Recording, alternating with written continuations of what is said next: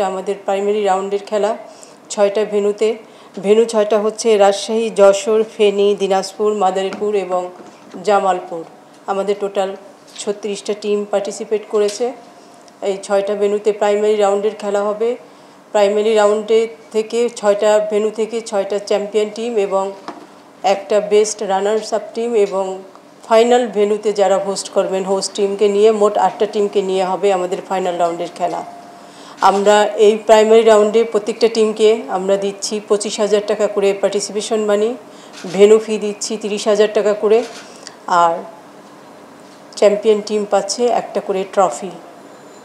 এটা প্রাইমারি রাউন্ডের খেলা। এরপরে আমরা ফাইনাল রাউন্ডে যখন যাব তার আগে আমরা ফাইনাল রাউন্ড নিয়ে আবার প্রেস কনফারেন্স করব। এটা মূলত আমাদের ট্যালেন্ট হান্ট প্রোগ্রাম। এখান থেকে আমরা প্লেয়ার বাছাই করি। আমাদের প্রত্যেকটা ভেন্যুতে আমাদের বিএফএফের কোচ থাকবেন, তারা সবগুলো খেলা দেখবেন, সেখান থেকে প্লেয়ার বাছাই করবেন।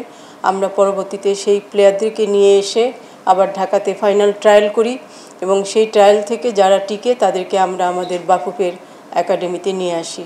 এই ধারাবাহিকতা আমাদের চলছে 2015 সাল থেকে। 2015 সাল থেকে আজও অবধি সেটা কন্টিনিউয়াস আছে।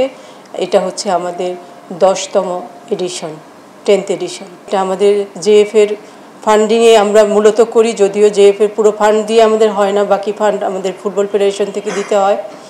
তো তারপরে মেজর ফান্ড যেহেতু জেএফএকে আমাদেরকে সমস্ত কিছু পাঠাতে হয়,